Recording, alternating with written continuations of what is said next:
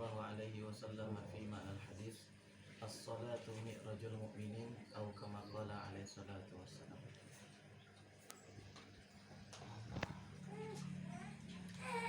Hadirin yang muliakan Allah Ta'ala, di awal dakwah Nabi sallallahu alaihi wasallam, Allah Subhanahu wa Ta'ala jadikan secara zahir Nabi sallallahu alaihi wasallam itu bergantung kepada dua keadaan. Satu, bergantung kepada perlindungan paman beliau Abu Thalib.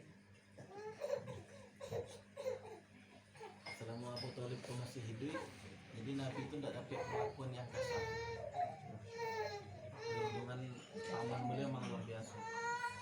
Dalam kaidah umum, banyak ulama menyampaikan atau membalik menyampaikan Abu Thalib itu mati dalam keadaan kafir.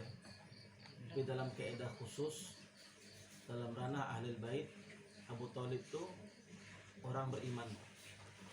Ya, dalam satu pembahasan khusus tentang Abu Thalib ini, maka ahlul bait menyebutnya dengan Sayyidina Abu Thalib bin Abdul Muttalib.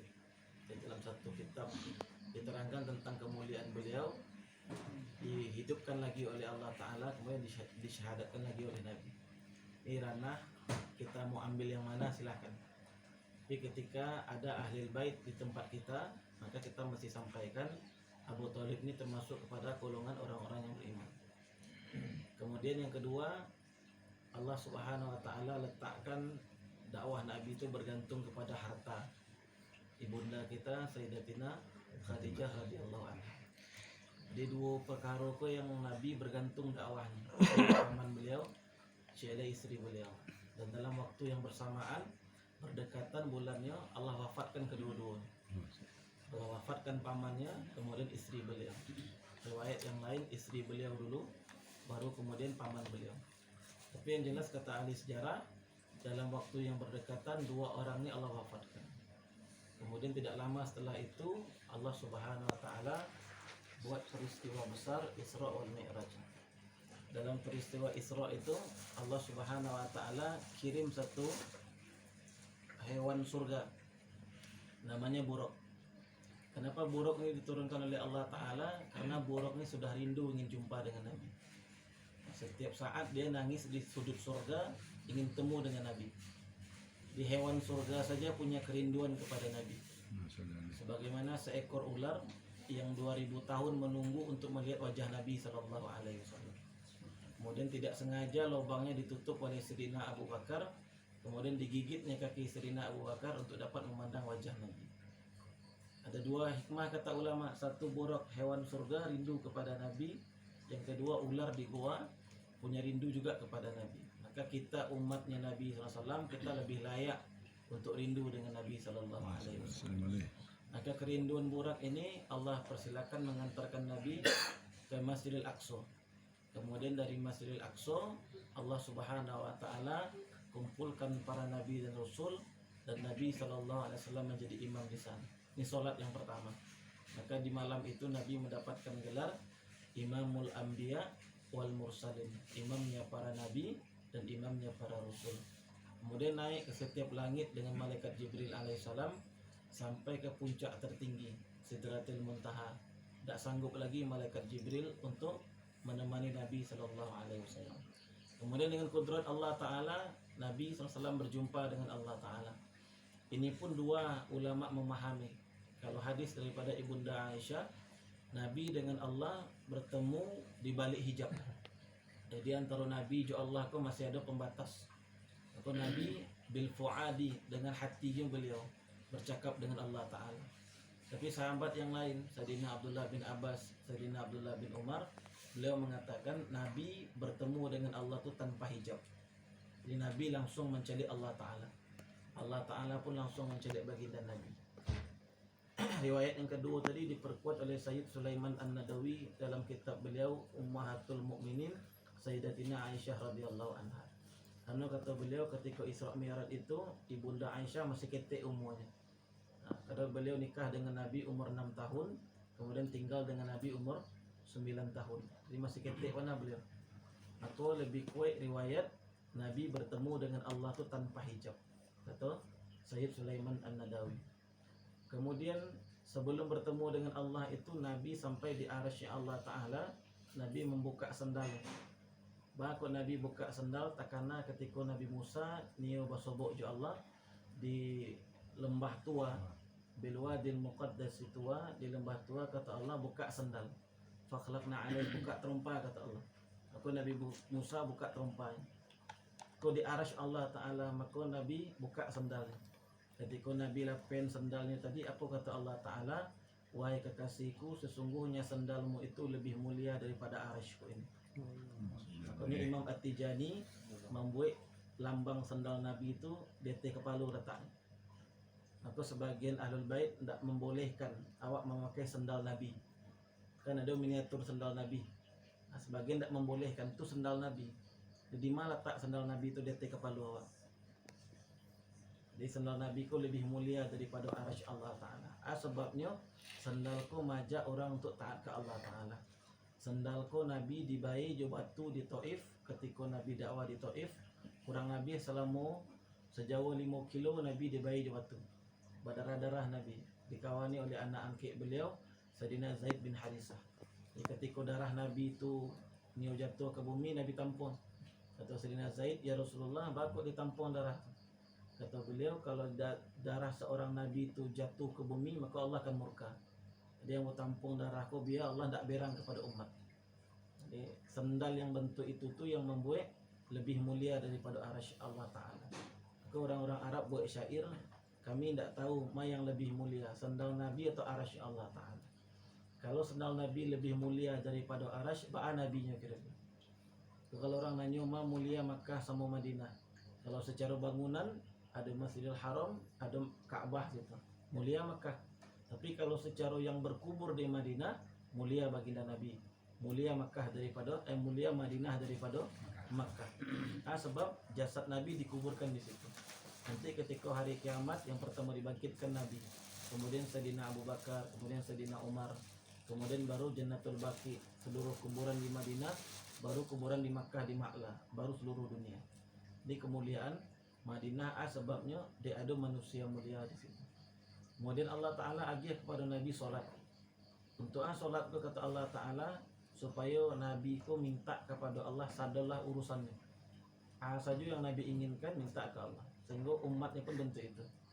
Ketika satu kali Nabi pagi pulang solat subuh, beliau masuk ke rumahnya, tanya ke Bunda Aisyah, ada tak makanan untuk sarapan pagi?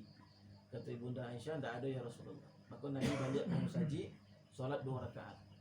Selepas solat tu Nabi pulang balik, lah ada makanan. Alun ya Rasulullah. Nabi masuk ke musajid balik. Kemudian solat 2 rakaat. Solat yang ketiga, Sayyidina Utsman mengantarkan makanan lewat pembantu beliau ke rumah Nabi. Ketika Nabi pulang tanya, lah ada makanan? Kata Ibunda Aisyah, alah, tadi Utsman mengantarkan makanan lewat pembantunya. Kau kata Nabi, aku rezeki dari Allah. Maka Nabi suruh istri untuk menghidangkan. Nabi itu makan di lantai. Nabi tidak pernah makan di meja semua hidupnya. Letak di lantai, pakai alih, pakai nampan. Kemudian kata Nabi kepada istri beliau, makanlah, itu rezeki dari Allah. Ketika lah ada makanan, yang nangi istri beliau lah.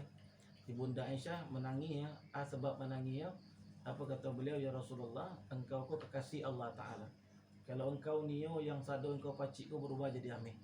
Tapi untuk dapat makan pagi saja, engkau mesti bolak-balik solat 2 rakaat baru Allah lagi makan pagi.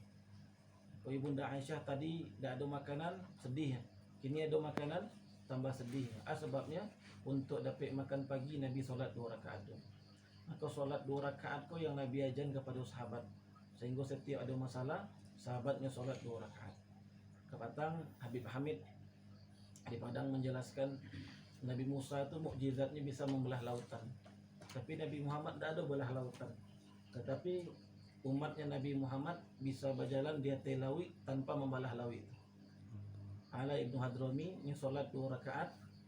Kemudian bagi tahu pasukannya, kalau ada di antara kalian yang buat dosa ikut. Tapi kalau tidak ada, ikutlah. Solat 2 rakaat.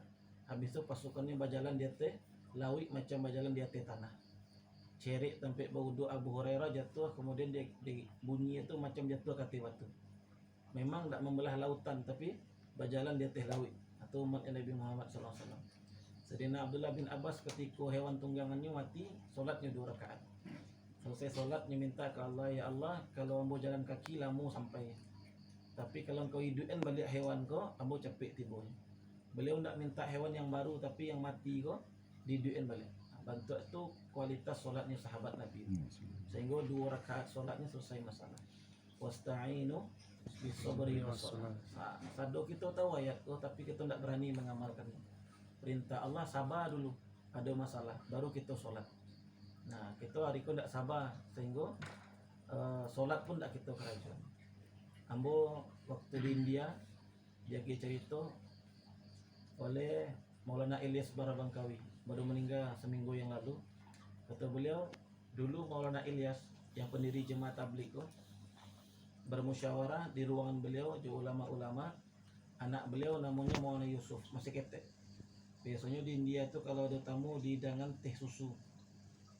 Kalau di India namanya chai. Itu dihidangkan, beliau bawa pakai nampan. Begitu dihidangkan oleh Maulana Yusuf itu terserak sadanya. Kemudian tamu-tamu yang datang tadi itu membantu membereskan. Kata Maulana Ilyas, tidak usah dibantu. Dia saja punya kerajaan surang, itu dek solatnya lebih batu lah. Kalau solatnya batu tidak mungkin terserak, kata Maulana Ilyas. Jadi model tu ulama magi contoh solat. Jadi kalau seandainya solat paling rendah mencegah dari perbuatan keji dan mungkar, aku paling rendah baru kata ulama. Yang paling hebat tu 2 rakaat solat awak menyelesaikan masalah. Hadraji ketiga dalam Jemaah Tabligh namanya Maulana In'amal Hasan. Beliau ketika tanya orang, "Bah, kualitas solat kalian?" Masalah ambo lah selesai. Kata Maulana, kalau memang solat kalian tu bisa menyelesaikan masalah, solat kini kau 2 rakaat minta roti ke Allah Ta'ala. Bentuk tu dia jan. Begitunya solat 2 rakaat doa, ya Allah ambo perlu roti. Seketika tu Allah hantar roti di muka. Kata Maulana In'amal Hasan, aku baru solat namanya.